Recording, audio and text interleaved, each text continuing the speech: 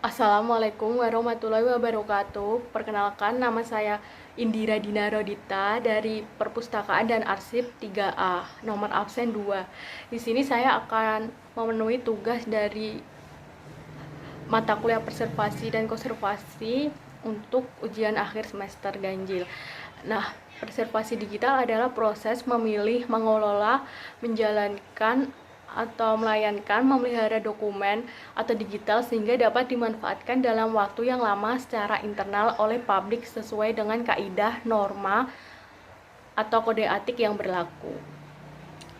Kenapa sih kita harus melakukan preservasi digital? Karena informasi dalam bentuk materi digital sulit bertahan dalam jangka waktu yang lama. Terus apabila materi digital, dokumen atau datanya itu hilang secara tiba-tiba ataupun tidak disengaja, nah kita dapat mengembalikannya. Lalu masalah-masalah yang berkaitan dengan keautentikan atau hak cipta dari naskah atau materi digital itu. Nah, adapun strategi preservasi digital adalah ada preservasi teknologi, ada refreshing perawatan, migration dan reformatting, emulation proses penyegaran di lingkungan sistem, terus ada digital arkeologi dan mengubah data digital menjadi analog. Yang kedua, saya akan membahas tentang kompresi data digital. Kompresi adalah kayak mengecilkan ukuran suatu data tersebut dan menjadikan lebih ringkas agar memorinya tidak kepenuhan. Nah, ada dua jenis dalam penempatan data, yaitu penempatan tanpa, yang artinya teknik ini mampu memadatkan data dan mengembalikannya sama persis seperti semula. Tidak ada informasi yang hilang atau harus dikurangi gitu. Jadi informasi setelah pemadatan tanpa ini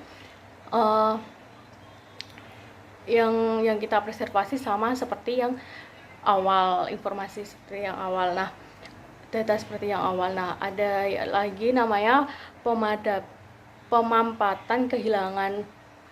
Berarti teknik ini dapat dengan menghilangkan data yang tidak penting dapat menghemat ruang penyimpanan. Skema kompresi data lossy dirancang oleh penelitian tentang bagaimana orang melihat data tersebut. Jadi pemampatan kehilangan berarti ini tuh menghilangkan data-data yang akan dikompres gitu, lebih kecil.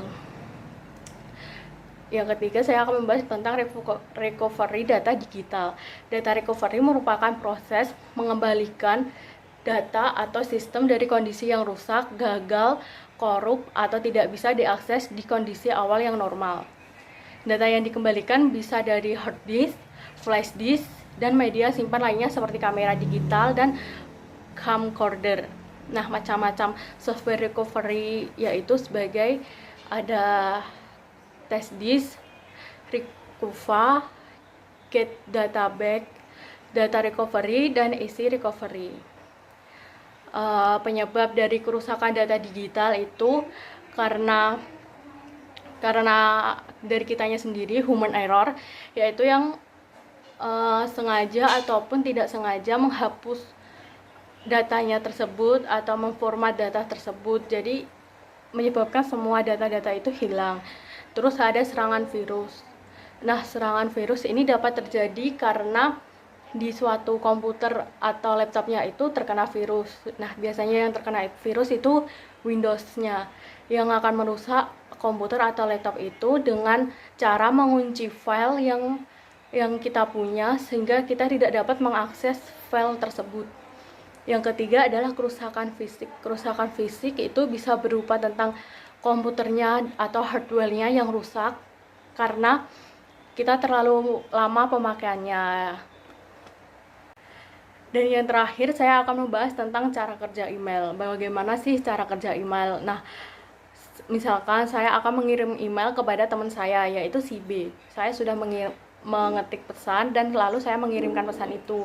Nanti si mail server bekerja sama dengan DNS untuk mencari alamat email teman saya si B tadi. Lalu sudah ditemukan oleh mail server dan DNS. Nah, mail server nanti akan mengirimkan pesan saya kepada si B itu. Lalu nanti di handphone atau laptopnya si B itu bakalan ada notif kalau misalkan ada kotak masuk dari saya, pengirim pesan dari saya.